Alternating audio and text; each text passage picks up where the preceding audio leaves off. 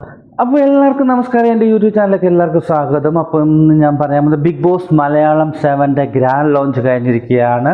അപ്പോൾ എല്ലാ മത്സരാർത്ഥികളും ഓൾറെഡി ഇന്നലെ തന്നെ ശനിയാഴ്ച തന്നെ വീടിൻ്റെ ഉള്ളിൽ കയറിയിരിക്കുകയാണ്. ഇന്നലത്തെ ശനിയാഴ്ച ഷൂട്ടിങ്ങാണ് നമ്മൾ ഇന്ന് കാണിച്ചിരിക്കുന്നത്. അപ്പം ആദ്യം തന്നെ പറയാനുള്ളത് നമ്മുടെ ബിഗ് ബോസ് മലയാളം 7ൻ്റെ വീടിനെ കുറിച്ചാണ്. സൂപ്പർ വീടാണ്, അടിപൊളിയായിട്ട് ലാലേട്ടൻ എക്സ്പ്ലെയിൻ ചെയ്യുന്നുണ്ട്. സൂപ്പർ അടിപൊളി വീടാണ്, അടിപൊളി എന്ന് വെച്ചാൽ അടിപൊളി. ഫുള്ളും ലാലേട്ടൻ കയറി കഴിയുമ്പോൾ ഫുള്ളും ഹാളൊക്കെ നല്ല വിശാലമായിട്ടും ഉള്ള റൂമും എല്ലാ സൗകര്യങ്ങളുള്ള അടിപൊളി വീടാണ്. പക്ഷേ എന്ത് ചെയ്യാനാ, പണി കിട്ടാനായിട്ട് കുറേ സംഭവങ്ങൾ അതിലുണ്ട്. പണി ലാലേട്ടൻ പറയുന്നുണ്ട് പഴയ പോലെ അല്ല, പുതിയതാണ്, എല്ലാവർക്കും 7ൻ്റെ പണി.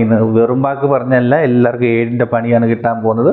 അപ്പം കണ്ടസ്റ്റൻസ് എല്ലാം ഫൈനൽ നിങ്ങൾ കണ്ടില്ല, കണ്ടസ്റ്റൻസ് എല്ലാം ആകെ ബുദ്ധിമുട്ടിയിരിക്കുകയാണ്. ഓക്കെ, അപ്പോൾ നമുക്ക് സ്റ്റാർട്ട് ചെയ്താൽ ഞാൻ കുറച്ച് എഴുതി വെച്ചിട്ടുണ്ട്. ഓക്കെ, സ്റ്റാർട്ടിങ്ങിൽ നമ്മൾ ഓൾറെഡി ലാലേട്ടൻ എൻട്രി ഒക്കെ കഴിഞ്ഞിട്ട് നല്ല അടിപൊളിയായിട്ട് നല്ല പുലിമുരുകൻ ലുക്കിലൊക്കെ വന്ന് സൂപ്പറായിട്ട് ലാലേട്ടൻ വന്നു. എനിക്ക് സൂപ്പറായിട്ട് എനിക്ക് ഇഷ്ടപ്പെട്ട ലാലേട്ടൻ്റെ ആ വേഷവിധാനങ്ങൾ. നോർമലി ജാക്കറ്റും കോട്ടും ഒക്കെ എത്രയില്ല വരുന്നത്, ഇപ്രാവശ്യം വ്യത്യസ്തമായിട്ട് മറ്റേ കൈലിയും ഷർട്ടും ഇട്ടിട്ടൊക്കെയാണ് വന്നത്. സൂപ്പറായിരുന്നു, സൂപ്പർ എൻട്രി ആയിരുന്നു. പാട്ടൊക്കെ ഉണ്ട്, പാട്ടൊക്കെ ഞാൻ മറന്നത് പറയാൻ.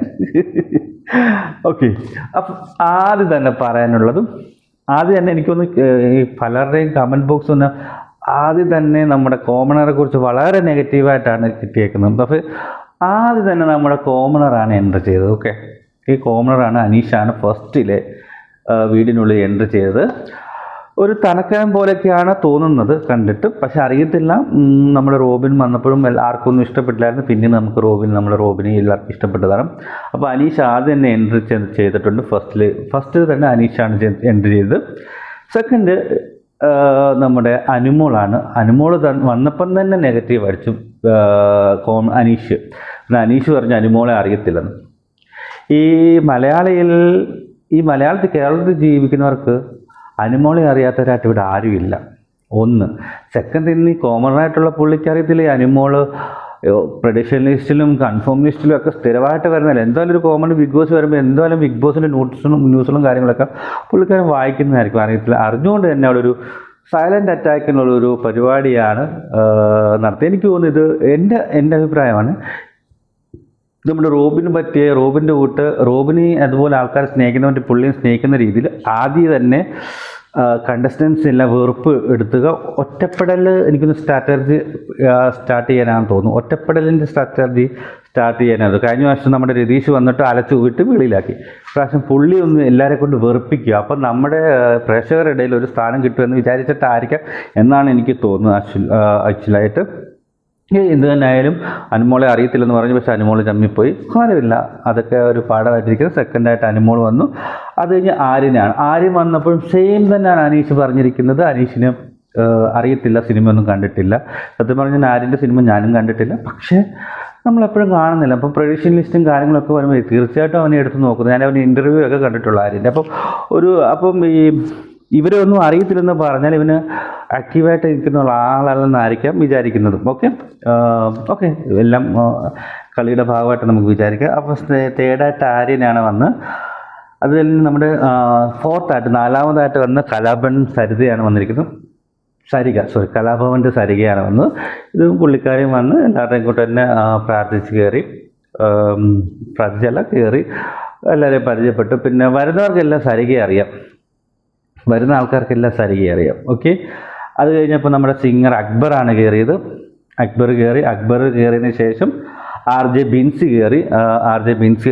ഞാൻ സത്യം പറഞ്ഞാൽ ലൈവ് എനിക്കിവിടെ കാണാൻ ബുദ്ധിമുട്ടാണ്. ഞാൻ യൂട്യൂബിനകത്ത് ആരൊക്കെ ഇട്ട് എന്തൊക്കെയോ കണ്ടതായിരുന്നു. കുറച്ച് ബിൻസി തൊട്ടിട്ടാണ് ഞാൻ ലൈവ് സ്റ്റൈലേക്ക് കാണാൻ തുടങ്ങിയത്. പിന്നെ ഞാൻ ലാസ്റ്റിൽ ഇടയ്ക്കിടയ്ക്കുള്ള ക്ലിപ്പ് വെച്ചിട്ട് കണ്ടതാണ്. എന്നാലും ഞാൻ കണ്ടു, കുഴപ്പമില്ല. അത് കഴിഞ്ഞപ്പം ഒനീൽ സാബു വന്നിട്ടുണ്ട്. അപ്പം ഈ പറയാൻ മറന്നു, ഇപ്പം ഈ ബിഗ് ബോസിൽ കയറുന്നവർക്കെല്ലാം ഒരു കാണിച്ചേക്കുന്ന ബിഗ് ബോസിലേക്ക് സ്വാഗതം എന്ന് പറഞ്ഞ് മോഹൻലാൽ എന്ന് പറഞ്ഞൊരു കാർഡ് കൊടുക്കുന്നു.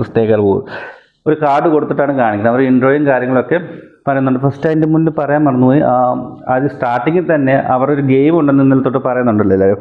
ആ ഗെയിം എന്താണെന്ന് വെച്ചാൽ കൂടെ വന്നിരിക്കുന്ന നമ്മുടെ ഫാമിലി മെമ്പറോ അല്ലെ ഫ്രണ്ട്സോ ഒക്കെ ആരെങ്കിലും ആയിരിക്കും.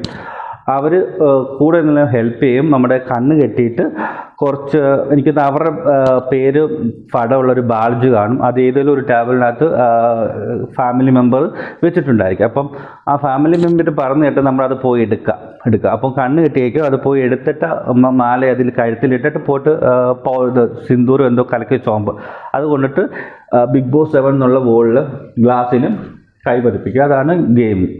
അപ്പം അതാണ് ഗെയിം. അതുണ്ടായിരുന്നു. അത് ഇന്നലെ വെള്ളിയാഴ്ച നടന്നതാണ്. അപ്പം ഇന്നലത്തെ ഷൂട്ടിങ്ങിന് ഇതുള്ളതാണ്.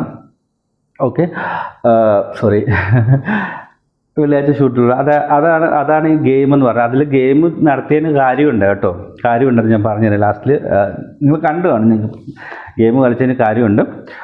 അതേപോലെ ഒനീൽ സാബു വന്നിട്ടുണ്ട്. ഒനീൽ സാബുവിൻ്റെ പേരിനെ കുറിച്ചൊക്കെ മോഹൻലാൽ ചോദിക്കുന്നുണ്ട്. എല്ലാവരും പറയുന്ന ഫാമിലി മിസ് ചെയ്യുന്നു, അത് ചെയ്യുന്നു, ഇതെന്നൊക്കെയാണ്. പിന്നെ വന്നത് ബിൻസിയാണ്. ബിൻസി നമ്മുടെ സീരിയൽ ആക്ട്രസസ് ആയ ബിൻസിയാണ് വന്നത്. അത് കഴിഞ്ഞപ്പോൾ അഭിലാഷ്, നമ്മുടെ കാലുവയത്തെ പുള്ളിയുടെ ഒറിജിനൽ പേര് അഭിലാഷ് എന്നാണ്. അഭിലാഷ് വന്നു. കാല് വയ്യെങ്കിലും സോ എല്ലാവരുടെയും ഡൗട്ടായിരുന്നു കാല് വയ്യാത്ത ഒരാൾ അല്ലെങ്കിൽ പ്രശ്നങ്ങളുള്ള ഒരാൾ എങ്ങനെ ഇതിൽ വരും, എന്ത് ചെയ്യുന്നു. പക്ഷേ കാലിനൊരു പ്രശ്നമുള്ളൂ. പുള്ളി ക്രിക്കറ്റ് കളിക്കുന്നു, ഓടുന്നുണ്ട്, ചാടുന്നുണ്ട്, എല്ലാം ചെയ്യുന്നു കേട്ടോ. എല്ലാം ആക്ടിവേറ്റ് ചെയ്യാൻ പറ്റുന്ന ഒരു വ്യക്തി, ആക്ടിവേറ്റിയിലും ചെയ്യാൻ പറ്റും. അത് തന്നെ അത് ചെയ്യാൻ പറ്റുന്ന ഒരു വ്യക്തിയാണ് കേട്ടോ. നിങ്ങൾ കണ്ടു കാണല്ലോ വീഡിയോസ്. അതിൽ പുള്ളിക്ക് എന്ത് ഗെയിം വേണം കൊടുത്താലും സൂപ്പറായിട്ട് കളിക്കുന്ന ഒരു വ്യക്തിയാണ്. നല്ല പവറുള്ള വ്യക്തിയാണ്, കാണാനും കുഴപ്പമില്ല. ഓക്കെ, അടുത്ത് വന്നത് പിന്നെ അഭിലാഷിന് ശേഷം വന്ന് റെന ഫാത്തിമയാണ്. കൊച്ചുകുട്ടിയാണ്, ഒരു ബേബി ഡോളിൻ്റെ കൂട്ടൊക്കെ വന്നിട്ടുണ്ടായിരുന്നു. റെന ഫാത്തിമയാണ്, ഇൻഫ്ലുവൻസറാണ്, യൂട്യൂബിൻ്റെയൊക്കെ ഇൻഫ്ലുവൻസറാണ്. അതിനുശേഷം നമ്മുടെ മുൻഷി രഞ്ജിത്താണ് വന്നത്. പുള്ളി അതുപോലെ മുൻഷി രഞ്ജിത്ത് വന്നതിന് ശേഷം നമ്മുടെ മെയിൻ ആളായിട്ടുള്ള പണ്ടത്തെ ഓൾഡ് ബിഗ് ബോസ് ഹിന്ദിയിൽ പാർട്ടിസിപ്പേറ്റ് ചെയ്ത ഹാഫ് മലയാളി ഹാഫ് പഞ്ചാബിയായ, കേരളത്തിൽ താമസിക്കാത്ത, മലയാളം കുറച്ചൊക്കെ അറിയാവുന്ന കുട്ടിയായ ഗിസലെ തക്കർ എന്ന് പറഞ്ഞ കുട്ടിയാണ് വന്നത്. കുട്ടി എന്ന് വെച്ചാൽ മോഡലും ഒക്കെയാണ്. അതിനുശേഷം അകത്ത് ചെന്നപ്പോൾ അകത്ത് ഗിസലെ ചെന്നപ്പം തന്നെ എല്ലാവർക്കും ഒരു സർപ്രൈസ് ആയിപ്പോയി. എന്ന് വെച്ചാൽ ഡിഫറെൻറ്റ് ഫേസ് ഒക്കെയാണല്ലോ, മലയാളി ഹാഫ് മലയാളി ആണെങ്കിൽ ഡിഫറെൻറ്റ് ഫേസ് ഒക്കെയല്ലേ. ഓക്കെ, അതിനുശേഷം വന്ന് ഷാരിക, നമ്മുടെ ഇൻ്റർവ്യൂ ആയ ഷാരികയാണ് വന്നത്. ഇൻ്റർവ്യൂ കുഴപ്പമില്ലായിരുന്നു, പക്ഷെ നമ്മൾ കാണുന്ന കൂട്ടല്ല, ഞാൻ കാണുന്ന കൂട്ട് പറഞ്ഞല്ല, പക്ഷെ കണ്ടപ്പോൾ വളരെ ചെറുതാണ്, വളരെ നീളമൊക്കെ മോഹൻലാലൊക്കെ ഇങ്ങനെ നോക്കുന്ന കണ്ടിട്ട്, ഇങ്ങനെ കുഞ്ഞി നോക്കുന്ന കണ്ടിട്ടുണ്ട്. വളരെ ചെറിയതാണ് കേട്ടോ, ചെറുതെന്ന് വെച്ചാൽ നീളം കുറഞ്ഞാണ് കേട്ടോ. അപ്പോൾ അവരൊന്നും കാണുന്നില്ല, അത്രയും പറഞ്ഞ പോലെ ഒന്നും കാണുന്നില്ല, പക്ഷെ കുഴപ്പമില്ലെന്ന് തോന്നുന്നു, അറിയില്ല. നമ്മൾ തുടങ്ങിയതല്ലേ ഉള്ളൂ, ഒരു ദിവസം പോലും ആയില്ലല്ലോ, സ്റ്റാർട്ടിങ് അല്ലേ. ഷാരിക്ക് ശേഷം ഷാനവാസിനെ കുറിച്ച് എനിക്ക് പറയാനുണ്ട്. എനിക്കിപ്പം ഞങ്ങൾ പറഞ്ഞ വേറൊരു ജോൺസൺ ആകുമോ എന്നൊരു സംശയമുണ്ട് കേട്ടോ. കണ്ടിട്ട് വേറെ ജോൺസൺ ആകാൻ ഒരു ചാൻസ് ഉണ്ട്. പുള്ളിക്കൊരു സംസാരിക്കാൻ ഒരു നാണമൊക്കെ കാണുന്നുണ്ട്. എനിക്ക് തോന്നുന്നില്ല ഷാനവാസ് പെർഫോമൻസ് ചെയ്യുമെന്ന്. കണ്ടിട്ട് സംസാരിക്കാൻ വയ്യാത്ത ഒരു മൂലക്കൊതുങ്ങുന്ന ഒരു ടൈപ്പാണെന്ന് എനിക്ക് തോന്നുന്നു, എനിക്കറിയത്തില്ല. ഓക്കെ, അത് കഴിഞ്ഞ് അത് കഴിഞ്ഞപ്പോൾ നവീൻ എന്നെ ഫാഷൻ ഡിസൈനറായിട്ട് നവീൻ വന്നു. നവീൻ സൂപ്പറായിട്ട് ഡാൻസ് കളിച്ചു കേട്ടോ, മറ്റുള്ളവരെക്കാട്ട് അടിപൊളിയായിട്ട് ഡാൻസ് കളിച്ചു. നവീൻ വന്നു, നവീൻ്റെ കാര്യങ്ങളൊക്കെ പറഞ്ഞ് നവീനും വന്നു, എല്ലാവർക്കും സന്തോഷമായി. അത് കഴിഞ്ഞ് ആദില ആൻഡ് നൂറ, അത് കഴിഞ്ഞിട്ട് ലെസ്ബിയൻ കപ്പിൾസായ ആദില നൂറ വന്നിട്ടുണ്ടായിരുന്നു. അവരും വന്നു, എല്ലാവർക്കും ഹാപ്പിയായിട്ട് സൂപ്പർ. നമ്മൾ പുറമെ കാണുന്നുണ്ട്, ഒറിജിനലായിട്ടുള്ളൊരു ക്യാരക്ടർ ഫേസിൽ വരുമ്പോൾ നമുക്ക് മനസ്സിലാവും. ഓക്കെ, അവർ വന്നിട്ടുണ്ട്. അത് കഴിഞ്ഞപ്പോൾ അഡ്വക്കേറ്റ്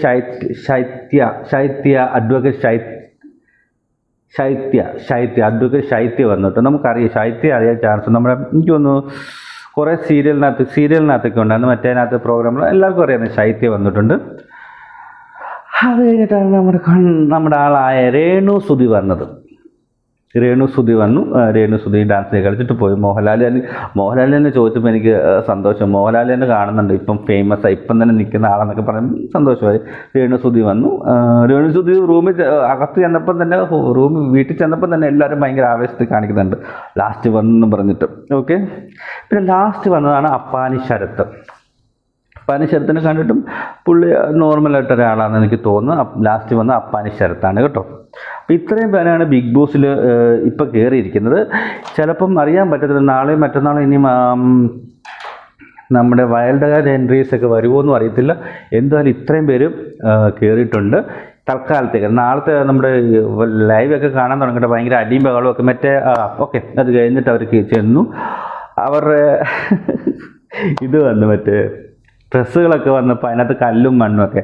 അപ്പം ഗെയിമിൻ്റെ കാര്യം പറഞ്ഞില്ലായിരുന്നു. ആ ഗെയിം കളിച്ചതിൻ്റെ ഉദ്ദേശം എന്ന് വെച്ചാൽ ഗെയിമിൽ 3 പേരാണ് ജയിച്ചത് കേട്ടോ. അതിൽ 3 പേര് ഒന്ന് ജയിച്ചത് ആര്യന്, ഒന്ന് ബിൻസി, പിന്നെ നമ്മുടെ ഷാനവാസാണ് ജയിച്ചത്. ഇവർക്ക് മാത്രം ഡ്രസ്സ് കിട്ടി, അവരുടെ ഡ്രസ്സുകൾ കിട്ടി. പക്ഷെ ബാക്കിയുള്ളവർക്കൊന്നും അവരുടെ ഡ്രസ്സുകളൊന്നുമില്ല. ഈ ഡ്രസ്സുകൾ ഇനി അവർക്ക് കിട്ടണമെങ്കിൽ ഇവർ തേർഡ് പേഴ്സ് അടിച്ചതുകൊണ്ട് ഇവർക്കൊരു ബാഡ്ജ് കൊടുത്തിട്ടുണ്ട് കേട്ടോ. 3 പേർക്കും ഇവരെ കൈ കെട്ടുന്ന ഒരു ബാഡ്ജ് കൊടുത്തിട്ടുണ്ട്.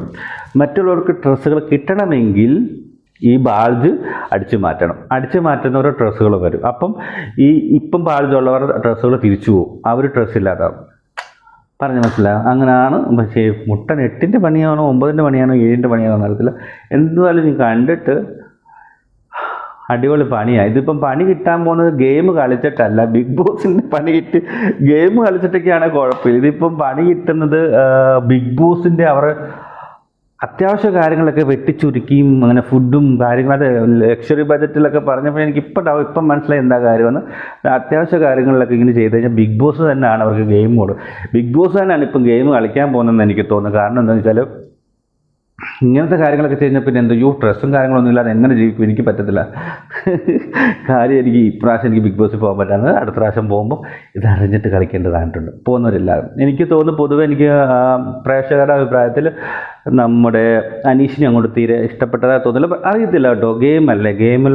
ഗെയിം കളിക്കുകയാണെങ്കിൽ ഫേസ് കുറച്ച് നല്ലതായിട്ട് വെക്കണം. കാരണം ഒരു ചിരി വരുത്തി ചെയ്യുവാണെങ്കിൽ അതിനൊരു കാര്യമുണ്ട്, മനസ്സിലായോ? ചുമ്മാ ഒരു സീരിയസ്നെസ് കാണുമ്പോൾ ആർക്കും ഇഷ്ടപ്പെടത്തില്ല, പെട്ടെന്ന് മനസ്സിലായോ? ഇപ്പോൾ രേണുസുധിയുടെ കാര്യം പറഞ്ഞു, രേണുസുധി ഫേസിൽ ഒരു സീരിയസ്നെസ് കാണിക്കുന്നത്, പക്ഷേ ഉള്ളിലൊന്നുമില്ല പുള്ളിക്കാരത്തിയുടെ.